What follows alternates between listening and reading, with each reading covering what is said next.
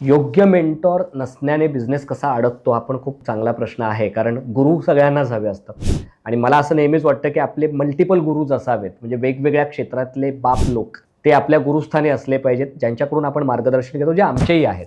आम्ही त्यांच्याकडून मार्गदर्शन सतत घेत असतो. फायनान्शियल बाबतीत वेगळे गुरु आहेत, रिलेशनशिपच्या बाबतीत वेगळे गुरु आहेत किंवा उद्योग जर वाढवायचा आहे, मोठा करायचा आहे, त्या बाबतीत वेगळे गुरु आहेत.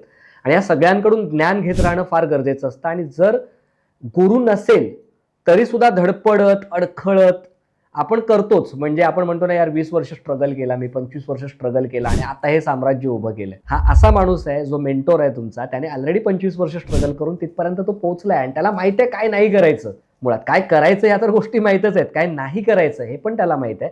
आणि जेव्हा तो ते आपल्याला सांगतो ना की काय नाही करायचं, त्यावेळेला आपला हा जो वेळ आहे ना, हा कालावधी स्ट्रगलचा कमी होतो आणि आपण लवकरात लवकर आपल्या स्वप्नापर्यंत, आपल्या यशापर्यंत पोहोचू शकतो. हे गुरुचं महत्व आहे. त्यामुळे मेंटॉर हा असायलाच हवा, गुरु हा असायलाच हवा.